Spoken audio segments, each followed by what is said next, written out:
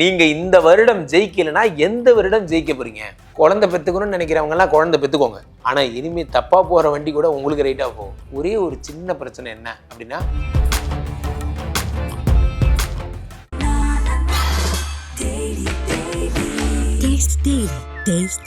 நம்ம பூர்விகால MI போனை purchase பண்ணுங்க. டெக் ட்ரிவியா சேலஞ்ச்ல பார்ட்டிசிபேட் பண்ணி ஏராளமான பரிசை வெல்லுங்க. GT Holidays, South India's #1 travel brand.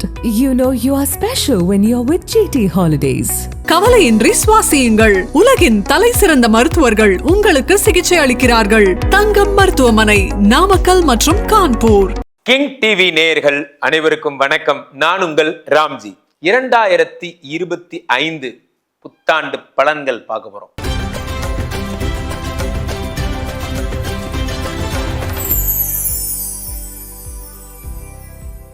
மிதுன ராசிக்காரர்களுக்கான புத்தாண்டு பலன்கள் மிதுன ராசிக்காரங்களுக்கு எப்படி இருக்கு சார்? இப்படை தோற்கின் எப்படை வெல்லும்னா, இப்படை தோற்கின் எப்படை வெல்லும். நீங்க இந்த வருடம் ஜெயிக்கலைன்னா எந்த வருடம் ஜெயிக்க போறீங்க?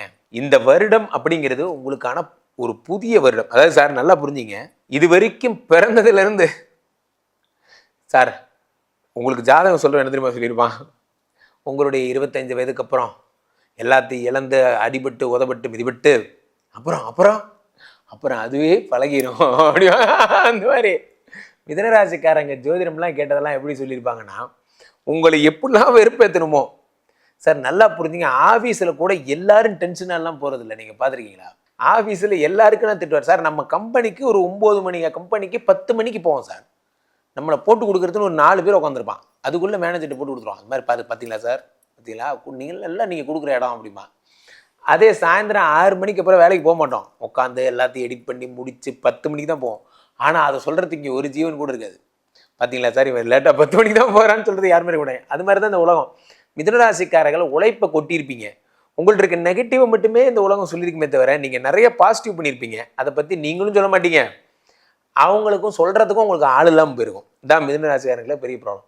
ஸோ 10ல் சனி இப்படை தோற்கின் எப்படை விலை தான் சொன்னேன். 10லே ஒரு பாவி இருந்தால் அரசனை போல் யோகம் உண்டு. அரசன்லாம் வேணாம் சார், இஎம்ஐ கட்டினா போதும் சார். நிறைய பேர் பிரச்சனை இன்றைக்கி தான் சார், நம்ம எதுக்கு வேலை செய்கிறோம் நமக்கே தெரில.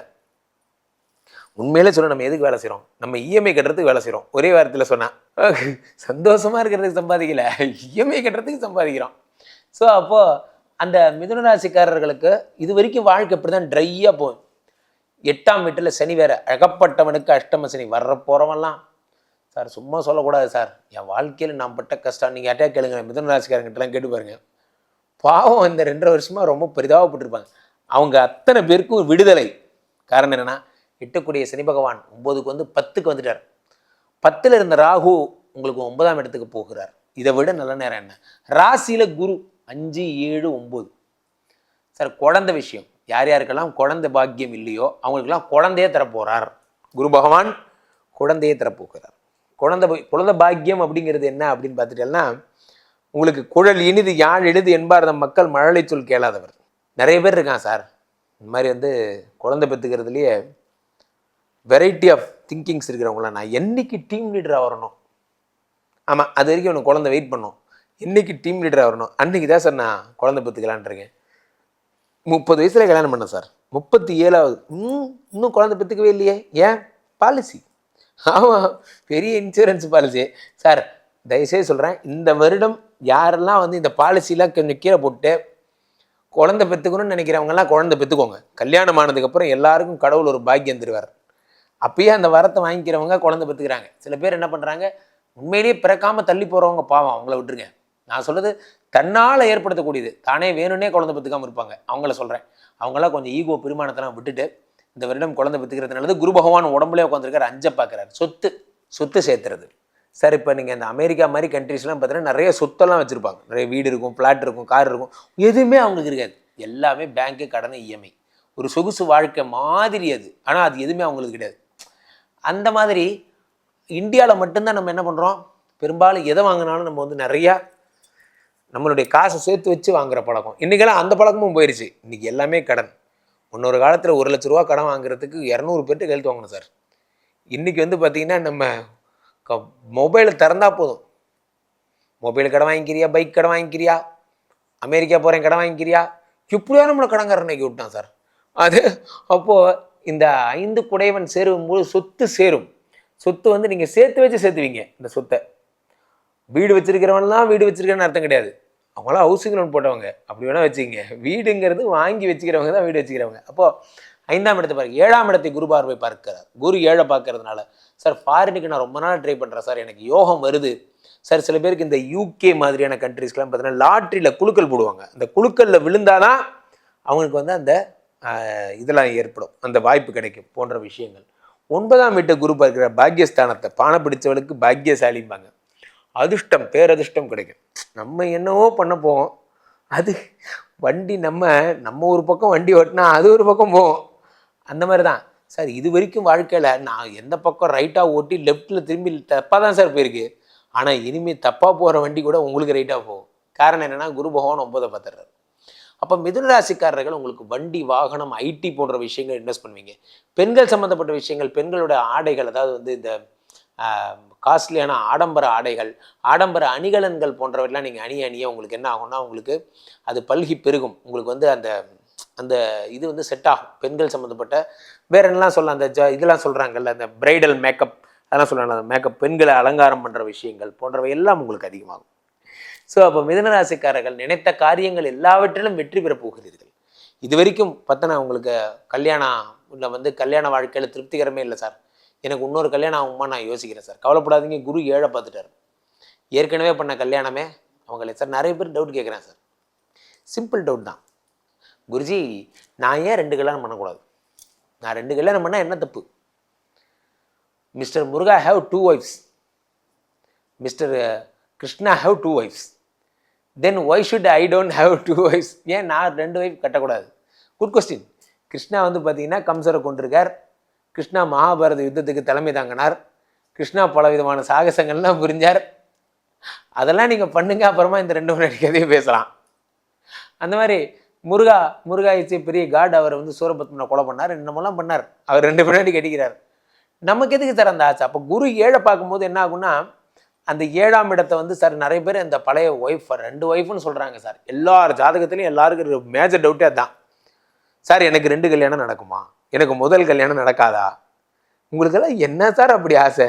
2 கல்யாணங்கிறது அவ்வளோ ஈஸியான வேலைலாம் கிடையாது. குரு 7 பார்க்கும்போது முதல் திருமணத்தில் ஏற்பட்ட கான்ட்ரவர்சிக்கான தீர்வை கண்டுபிடித்து, சரிம்மா ஓகேம்மா நீ தாம்மா பெரிய புச்சாலிம்மான்னு சொல்லி ஓகேம்மான்னு குடும்பத்தை சேர்த்துட்டு வாழ்கிற வழியை பாருங்கள். குரு 7 பார்க்குறாரு. சார் ஐயோ நான் டைவர்ஸ் அப்ளை பண்ணிட்டேனே குருஜி, போதும் டைவர்ஸ் வேணாம், ஒரு மண்ணாங்கட்டியும் வேணாம் சார். நிறைய நேரத்தில் நம்ம பிரச்சனைகள், என் ஃப்ரெண்டு ஒருத்தர் சார் என்ன பண்ணால் அவனுக்கும் அவன் ஒய்ஃபுக்கும் பிரச்சனை. அவன் ஒய்ஃப் அவனை அடிச்சிட்டா, புரியுதுங்களா? அவன் போய் என்ன பண்ணுறான், அவன் பெரியப்பாட்ட போய் சொல்கிறான், பெரியப்பா என் ஒய்ஃப் என்னை அடிச்சிட்டா. எப்படி அவள் அடிப்பா? அவளெல்லாம் நீ விடக்கூடாது, நீ யார்? ஆம்பளை சிங்கம், நீ அவளை தூக்கி போட்டு மிதிக்கணும், அதான் கரெக்டு அப்படின்னு அவர் அட்வைஸ் கொடுக்குறாரு. உங்கள் அப்பாட்ட போய் அவர் போய் கேட்டார், அப்பா இந்த மாதிரி நான் வந்து என் ஒய்ஃப் என்னை அடிச்சிட்டாப்பா. அது எப்படி அவள் அடிக்கலாம்? அடிக்கிற அளவுக்கு நீ என்னடா சும்மா இருக்க, அவளை பார்த்துட்டு சும்மாவா இருந்த அப்படின்னு அப்பா சொல்கிறார். இப்படி வேறுபட்டவங்க வேறுபட்ட கருத்துக்கள்லாம் சொல்லுவாங்க. நல்லா புரிஞ்சுங்க சார். அப்பா அடித்து அம்மா வாங்கிட்டாங்க, இது அவங்களோட குடும்ப பந்தம். பெரியப்பா அடித்தார், பெரியம்மா வாங்கிட்டாங்க, இது அவங்களோட குடும்ப பந்தம். நம்ம அடித்தா நம்ம ஒய்ஃப் வாங்கிக்குவாளா வாங்கிக்க மாட்டாளாங்கிறத ஒரு நிமிஷம் யோசிங்க. ஏன் அப்படி சொல்கிறேன்னா ஒவ்வொருத்தருக்குள்ளே ஒவ்வொரு அண்டர்ஸ்டாண்டிங் இருக்கும். சில அடித்து தான் புரிய வைக்கணும்னு அவசியம் இல்லை. அப்போ குரு 7 பார்க்கும்போது இதெல்லாம் உங்களுக்கு புரிய வைப்பார். யாருடைய லைஃப்பையும் ஃபாலோ பண்ணாதீங்க சார். அவர் ஒய்ஃப் எப்படி ஹேண்டில் பண்ணாரோ அது நீங்கள் உங்கள் ஒய்ஃபை ஹேண்டில் பண்ண அவசியம் கிடையாது. உங்கள் ஒய்ஃபுக்குன்னு தனி கேரக்டர்ஸ் இருக்கும். சில பேர் பார்த்தீங்கன்னா ஏதோ ஒரு ரோஜா பூ எடுத்துகிட்டு போய் ஐ லவ் யூன்னா சமாதானம் ஆயிடுவாங்க.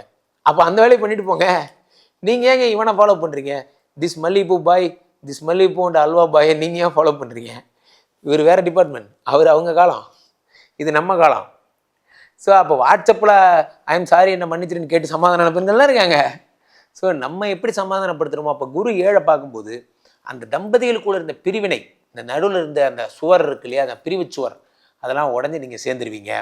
நிறைய பேருக்கு காதல் திருமணங்கள் நடக்கும். மிதுன ராசிக்காரர்களுக்கு விரலெல்லாம் பணம், சூப்பராக இருப்பீங்க, ஹாப்பியாக இருப்பீங்க. ஒரே ஒரு சின்ன பிரச்சனை என்ன அப்படின்னா, அப்பாவுக்கு உடல்நிலை சரியில்லாமல் போகும். அப்பாவுக்கு வந்து அதுனா அப்பா உடம்பு நிலை ரொம்ப பாதிக்கப்பட்டிருக்கு, அப்பாவை நான் அங்கே தான் பார்த்துக்கணும் குருஜி, நான் என்ன செய்கிறதுனே தெரில. அப்பா வந்து பார்த்திங்கன்னா அவர் எப்போ பார்த்தாலும் பேஷண்ட்டாகவே இருக்கார். நான் வந்து ஒரு சாதாரண பிரச்சனைக்காக கூப்பிட்டு போனேன், அங்கே போய் பார்த்தா தான் தெரியும் லங்ஸில் இவ்வளோ பெரிய பிரச்சனை இருக்குங்கிறத அப்புறமா தான் நாங்கள் ஐடென்டிஃபை பண்ணோம் போன்ற பிரச்சனைகள். ஸோ ஒரு சின்ன பிரச்சனைனாலும் நெஞ்சு வலிக்குதுன்னா அவங்க சொல்கிறாங்க ஒரே ஒரு ஸ்கேன் மட்டும் எடுக்க சொல்கிறாங்க. அதை மட்டும் எடுக்காமல் டோட்டலாக ஒரு மாஸ்டர் ஹெல்த் செக்அப் பண்ணி இதுக்கு பேரலாக வேறு ஏதாவது ப்ராப்ளம்ஸ் இருக்கா அப்படிங்கிற மாதிரி யோசித்து அவர் ஒரு கண்காணிப்பிலே வச்சுருக்கிறது நல்லது. உடம்பு சரியில்லாத அப்பாவாக இருந்தால் இன்னும் கூடவே இருந்து பார்த்து அவருக்கு வந்து அவரை பத்திரமா பார்த்துக்கிறது நல்லது. ஆக மிதுன ராசிக்காரர்கள் ராசியில் குரு 5, 7, 9 பார்க்குறார். குழந்தை பிறப்புக்கான விஷயங்களை உங்களுக்கு பிளெஸ்ஸிங்காக கொடுப்பார். இந்த பக்கம் என்னடானா ஏழை பார்த்து உங்களுக்கு காதல் திருமணத்துக்கான தீர்வுகள், உங்களுக்கு வந்து என்னென்ன பிரச்சனைகள் உங்களுக்குள்ளே இருந்த தேவையில்லாத கான்ட்ரவர்சிஸ்லாம் சரி பண்ணி தருவார். இந்த பக்கம் சனி பகவான் 10ல் வந்துட்டார். தொழில்காரகன், தொழிலை வந்து அபிவிருத்தி பண்ணி தருவார். ஆக மிதுன ராசிக்காரர்கள் காட்டில் மழை, ஏற்றமும் மாற்றமும் உயர்வும்.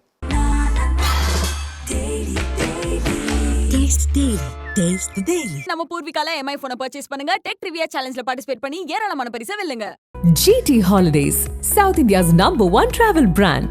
You know you are special when you're with GT Holidays. கவலையின்றி சுவாசியுங்கள். உலகின் தலை சிறந்த மருத்துவர்கள் உங்களுக்கு சிகிச்சை அளிக்கிறார்கள். தங்கம் மருத்துவமனை, நாமக்கல் மற்றும் கான்பூர்.